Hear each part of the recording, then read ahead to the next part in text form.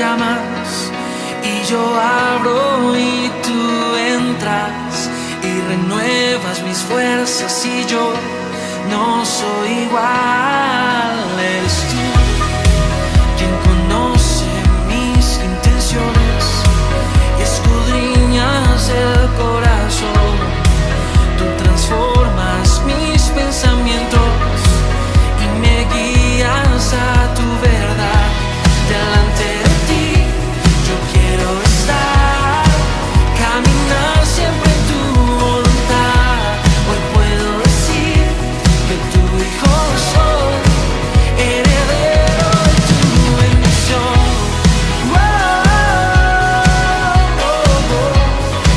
Heredero de tu bendición.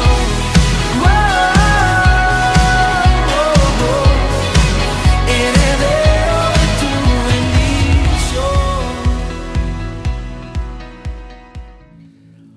Hola, ¿qué tal? Buenas noches, bienvenidos a nuestra transmisión de Mijés en Casa. Queremos darle la bienvenida a nuestra casa de bendición Mijés. Al nombre de nuestros pastores Irán Durán y Lupita Simón, queremos enviarles muchas bendiciones y decirles que este es un tiempo que Dios ha preparado para gozarnos de su presencia en este viernes de nuestra casa de bendición. Quiero invitarte a que llames a toda la gente que está en tu casa. Vamos a tener un tiempo en la presencia de nuestro Señor. Dice la palabra de Dios: si nos ponemos 2 o 3 personas de acuerdo en una cosa, nos será hecho. ¿Qué te parece si nos ponemos de acuerdo para que en esta noche sea nuestro Señor el que nos hable, sea nuestro Señor el que nos dirija a través de la enseñanza? Y pedimos la presencia del Espíritu Santo que esté con nosotros a través de este tiempo en nuestra casa de bendición Mijés. ¿Por qué no cerramos nuestros ojos, oramos a nuestro Señor y alabamos a nuestro Rey? Amén. Vamos a orar. Padre nuestro que estás en los cielos, te damos gracias por esta hermosa noche, que en tu nombre, Señor, podemos declarar, Señor, que es una noche de bendición. En nuestra casa de bendición, Señor, queremos preparar esta atmósfera, Señor, para que tu presencia descienda, Señor, Padre, y que cuando venga tu presencia, Señor, empiece a escudriñar nuestro corazón, Señor, a transformarlo, a moldearlo conforme a ti, Señor. Padre, háblanos en esta noche. En el nombre de Jesús, Señor, te bendecimos, te alabamos y te pedimos, Espíritu Santo, toma el control de nuestras vidas. Háblanos, Señor, en el nombre poderoso de Cristo Jesús. Todos decimos amén. Vamos a alabar a nuestro Señor en esta noche. Dile ahí donde tú estás, levanta tus manos y reconócelo como quien es Él, nuestro Dios todopoderoso. Dile en esta noche: Dios, el más grande y digno de alabar. Yo vengo a tu presencia a adorar. Yo doblo mis rodillas ante ti.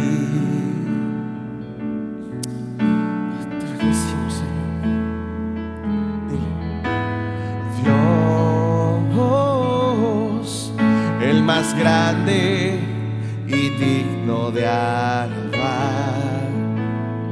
Me ayuda, dile. Me ayuda al enemigo derrotar. El gozo de mi vida eres tú. Levanta tus manos, levanta tu voz y dile al Señor en esta noche: Señor, yo quiero levantar mi voz. Quiero agradecerte hoy tu obra en mi vida. Señor, confío en tu gran amor. Solo tú eres Dios eterno. Solo tú transformas.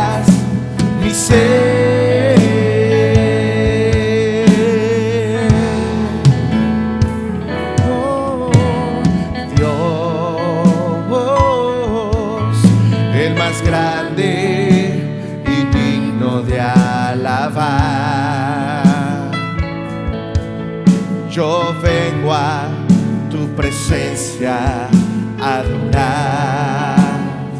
Yo doblo mis rodillas, yo doblo mis rodillas ante ti.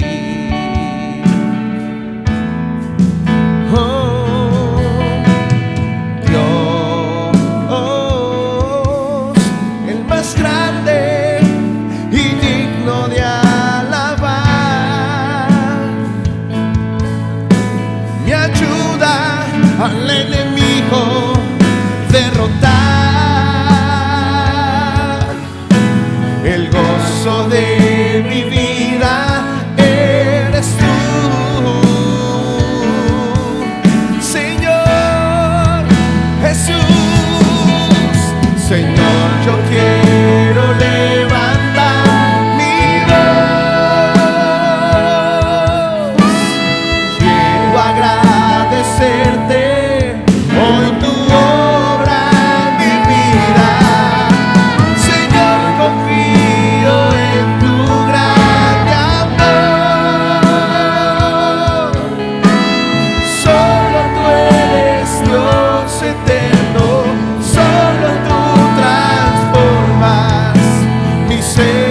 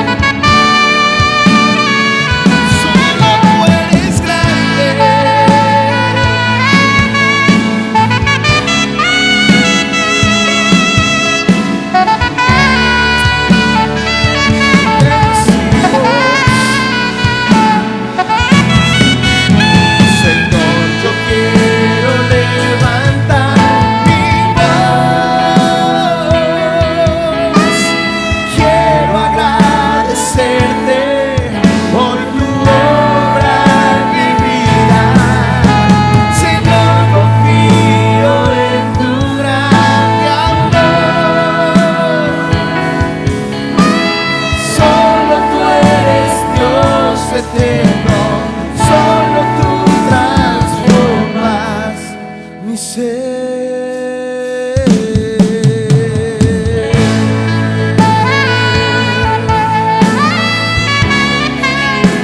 Adoramos, oh Jesús. No hay mejor lugar que estar a tus pies, Señor, mi Dios.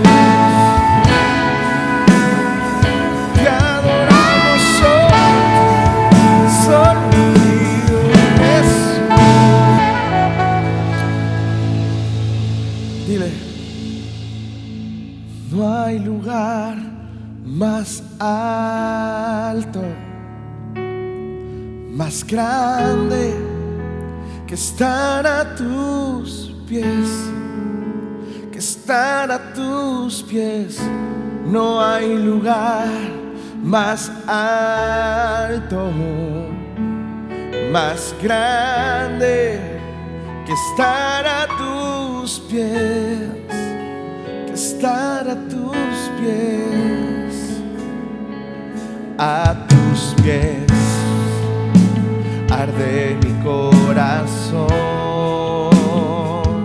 a tus pies entrego lo que soy. Es el lugar de mi seguridad, donde nadie me puede señalar. Me perdonaste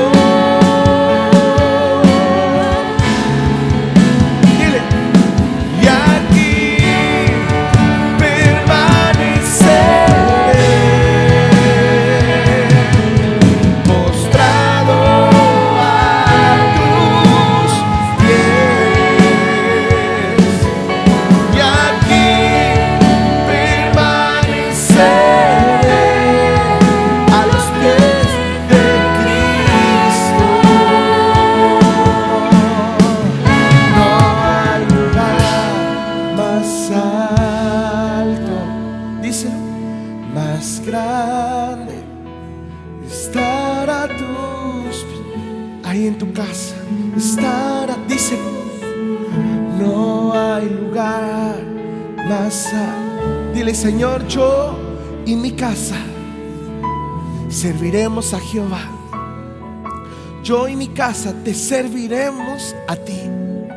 Dile, no hay lugar, porque no hay lugar más alto. No hay el mejor lugar, Señor, en el cual nosotros podamos estar que estar a tus pies. Que estar a tus pies. No hay lugar más alto,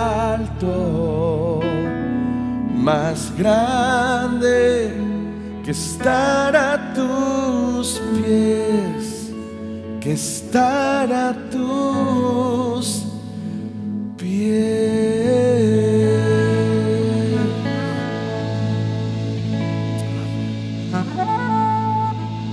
Amén, amén, amén. Muy bien, pues vamos a comenzar con nuestra clase. No sin antes dar nuestro resumen de lo que vimos la semana pasada. La semana pasada, si se acuerdan, tuvimos un título que se llamó Que se llene mi casa.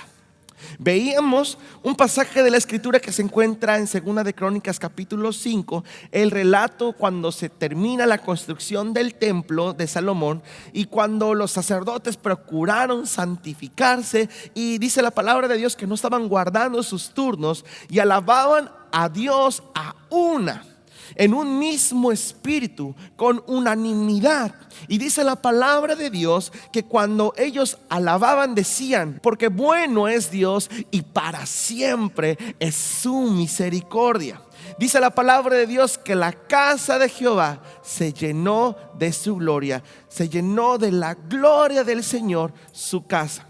Veíamos que cuando nosotros nos santificamos, cuando nosotros alabamos a Dios en unidad, en armonía, entonces nosotros debemos estar preparados, porque la gloria del Señor va a llenar nuestra casa. El saber que a pesar de que Dios ya no habita en un edificio y que Él ha decidido hacer un templo de su espíritu en cada uno de nosotros, nos hace recordar que la intención de Dios no ha cambiado y que Él continúa llenando su casa con su gloria.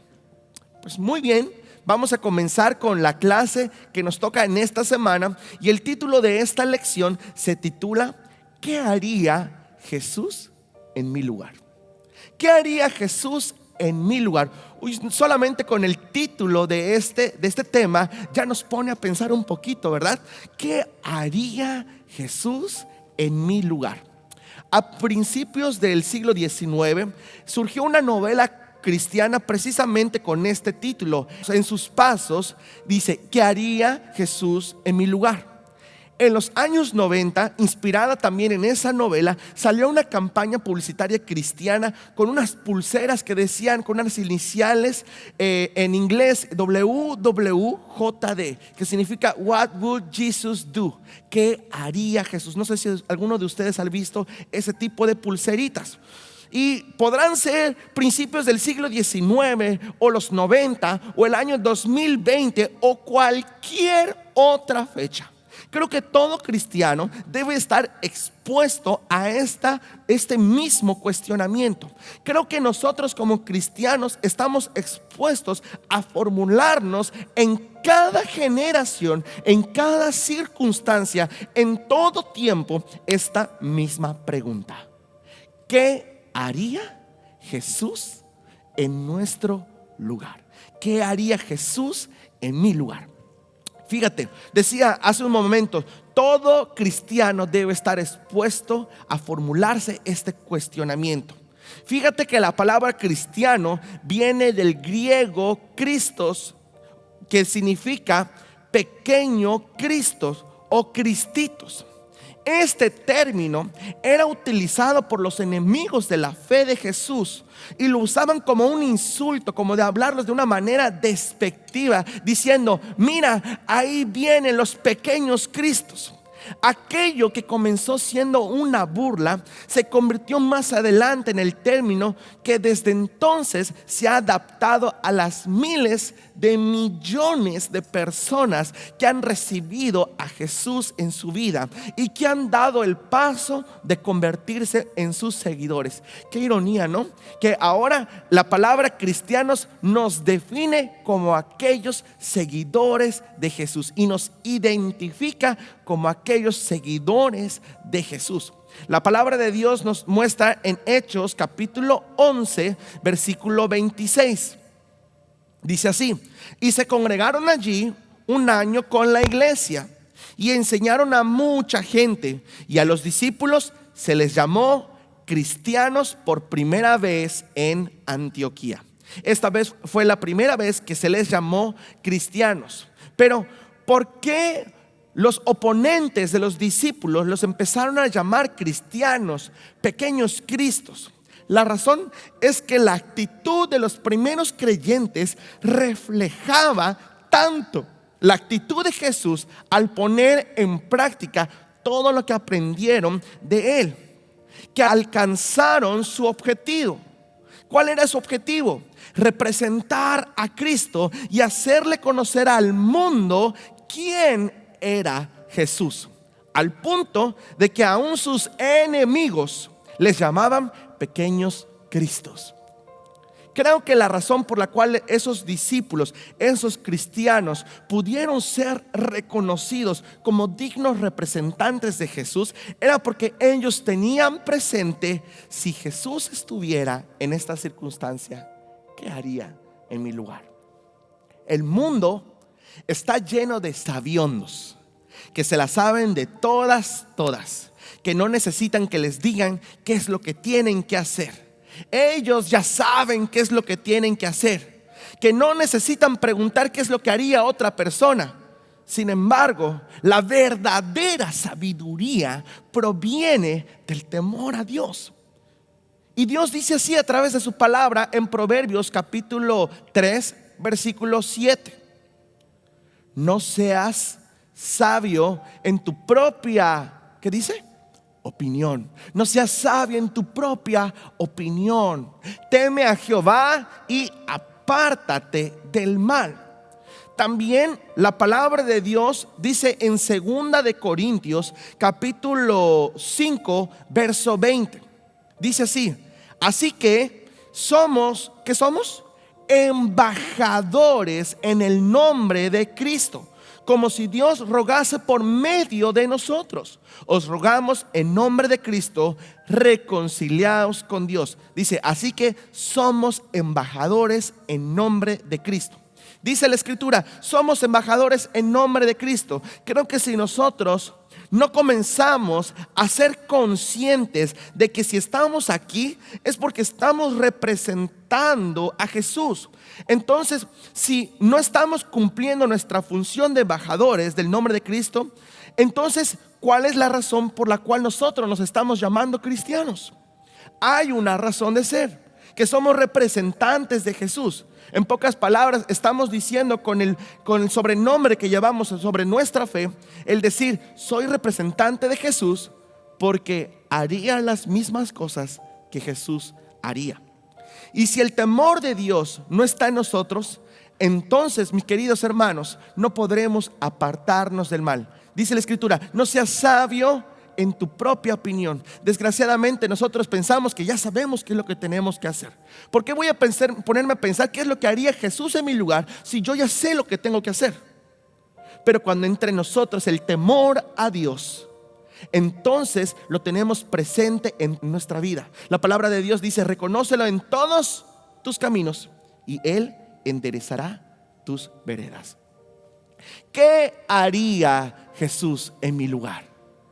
Mi esposa el martes pasado compartía dentro de la predicación un punto muy importante. Ella utilizaba como versículo central el Salmo 37:4 que decía, deleítate asimismo en Jehová y Él te concederá las peticiones de tu corazón.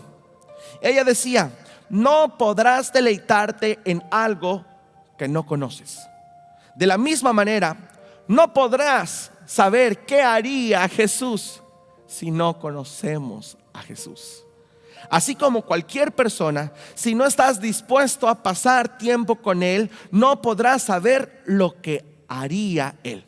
Quiero decirte una verdad, que algo que ha estado sucediendo en la iglesia en general, no solamente en mi iglesia, esto en todas las iglesias, es que muchas personas estaban acostumbradas a vivir una vida de religiosidad, una vida de actividades, una vida donde sabían qué hacer un domingo, qué iban a hacer entre semanas, iban a ir a lo mejor a un martes de victoria y las actividades que tenían que hacer.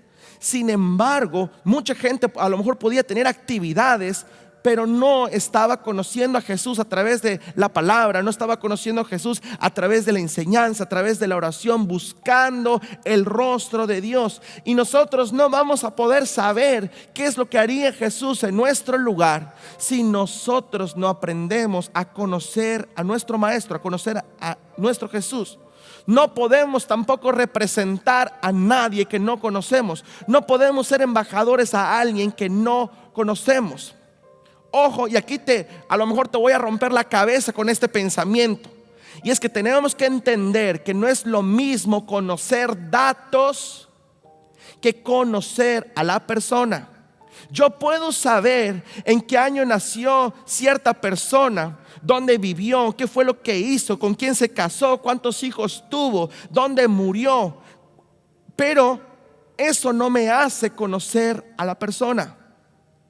Sin embargo, cuando pasas tiempo con alguien, no solamente obtienes datos, sino también una experiencia de vida. No solamente cuando pasas tiempo con alguien, no solamente conoces datos, información de la persona, sino tienes una experiencia de vida, de cómo es aquella persona. Ejemplo, a mí me habían contado cómo era mi esposa antes de casarme con ella. Y como una persona interesada en ella, yo les había preguntado a un montón de personas cómo es ella, cómo me decían, bueno, pues es una chica agradable, con mucho carisma, con una sonrisa hermosa. Yo le dije, eso ya lo vi, eso no me lo tenías que decir, yo ya sabía que eso era así. Pero también me decían, esta es una chica muy directa, es una chica que no se anda con rodeos, así que mucho cuidado, no es una chica como para jugar. Ahora, una cosa es que me lo hayan contado y otra cosa es que yo haya experimentado al conocer, al tener una cercanía con ella, cómo era con su autoridad, cómo era con sus papás, cómo era con sus amigos, cómo era cuando ella hablaba en público, pero también cómo era cuando hablaba en lo secreto, cómo era con las personas que estaban bajo su cargo o cómo se podría relacionar conmigo. Entonces yo a lo mejor podía saber datos de ella, pero no conocerla. Hasta el momento que tuve una experiencia personal, entonces yo puedo decir, ahora conozco a esta persona, ahora conozco a Daniela. Lo mismo pasa con Jesús. Tú podrás saber muchos datos, inclusive muchos versículos, mucha letra, pero si no tienes una experiencia de buscar a Dios a través de su palabra, a través de la oración, a través de la comunión con el Espíritu Santo que te revela a Cristo, no podrás saber qué haría Jesús. Si no lo conocemos, no podremos saber qué haría Jesús ante la injusticia, ante la enfermedad, ante la tristeza, ante el gozo, ante la tentación, ante la prueba, ante la promesa, ante una burla, ante la obediencia, ante la ira, ante la vida, ante la muerte, en la cruz, en lo que Él ama, en lo que Él aborrece, en lo que Él quiere. ¿Qué es lo que busca? ¿Qué es lo que encontró? Y muchas otras cosas más que podemos conocer de Jesús a través de la experiencia de estar en contacto con la palabra, en oración y con la comunión con el Espíritu Santo, que nos harán saber qué es lo que haría Jesús en nuestro lugar. ¿Por qué debo hacer lo que hacía Jesús? Hebreos 4, versículo 15. Dice la palabra de Dios: porque no tenemos un sumo sacerdote que no pueda compadecerse de nuestras debilidades, sino uno que fue tentado según nuestra semejanza. Ojo, pero aquí está el detalle: pero sin pecado. ¿Por qué debo hacer lo que Jesús hacía? Porque Jesús pasó las mismas tentaciones, las mismas pruebas, sometido a las mismas pasiones, las mismas circunstancias adversas que cada uno de nosotros. Pero Él logró hacer todas las cosas sin haber pecado. Dice: porque no tenemos un sumo sacerdote que no pueda compadecerse de nuestra debilidad. Eso quiere decir que tenemos a un Jesús que conoce qué es lo que nos pasa, que tiene empatía con nosotros, no porque tiene un dato, una información de nosotros, sino porque tiene la capacidad de escudriñar cada uno de nuestros corazones y saber qué es lo que nos pasa, cuál es nuestra necesidad, cuál es nuestra debilidad. Y dice: no tenemos un sumo sacerdote que no pueda compadecerse de nuestra debilidad, sino uno que fue tentado en todo según nuestra semejanza, según nuestra humanidad, pero sin pecado. Si alguien sabe cómo salir victorioso ante cualquier circunstancia, ante cualquier prueba o tentación, es Jesús. El día que nosotros, ante cualquier circunstancia o adversidad, pongamos a Dios en primer lugar, pongamos el temor de Dios sobre nuestras decisiones, será el día que lograremos verdaderamente ser embajadores de Jesús y podremos alcanzar la plenitud en todas las cosas que nosotros emprendamos. La palabra de Dios dice en Proverbios capítulo 3, versículo 7 y 8. Vamos a leer ahorita la continuación. Dice: no seas sabio en tu propia opinión, teme a Jehová. ¿Y qué dice? Apártate del mal. Ahora, cuando nosotros ponemos en primer lugar a Dios, ve lo que sucede. Cuando nosotros prestamos atención y tenemos el temor de Dios en ponerlo en primer lugar, cuando tomamos alguna decisión, dice: no seas sabio en tu propia opinión, teme a Jehová, apártate del mal. Versículo 8, ¿qué dice? Porque será medicina a tu cuerpo y refrigerio para tus huesos. ¿Qué haría Jesús en mi lugar? Quiero pedirte que por un momento, ahí donde tú estás, te pongas a pensar qué es lo que tienes que hacer. ¿Qué decisión difícil estás a punto de tomar? ¿Qué es lo que te está preocupando? ¿Qué decisión tienes que tomar pero no estás todavía tan seguro de qué hacer? Creo que todos, cada uno de nosotros, tenemos una decisión que tenemos que tomar, pero estamos pensando qué es lo que debo hacer. Antes de ponerte a pensar qué es lo que yo debo hacer, la pregunta que nosotros como cristianos y embajadores de Jesús debemos plantearnos sería: ¿qué es lo que haría Jesús? Ojo, quiero decirte que en muchas ocasiones Jesús no hizo lo más fácil. Quiero decirte que en muchas ocasiones Jesús no hizo lo que a lo mejor a otras personas les sería muy fácil de hacer. Quiero decirte que Jesús, a pesar de que no hizo lo fácil, sí hizo lo más sabio y lo más justo. Esta noche quiero hacer un llamado para toda aquella persona que acaba de escuchar este mensaje y aún no le ha entregado a Jesús su corazón. Y no quiero que te quedes nada más con solo un mensaje de qué haría Jesús en tu lugar, sino quiero que te quedes también con el mensaje, si tú eres una persona que aún no ha recibido a Cristo en tu corazón, ¿qué es lo que ha hecho Jesús por ti? Dice la palabra de Dios que la paga de pecado es muerte, mas la dádiva, mas el regalo de Dios es la vida eterna. Jesús hace más de 2000 años pagó el precio de nuestro pecado en la cruz del Calvario. La Escritura dice que la paga de pecado es muerte, y a través de su sacrificio, a través de su muerte, vino a darnos vida y vida eterna. Juan 5:24 dice: de cierto os digo, el que oye, así como tú le estás haciendo en esta noche, el que oye mi palabra y cree al que me envió, tiene vida eterna y no vendrá a condenación, mas ha pasado de muerte a vida.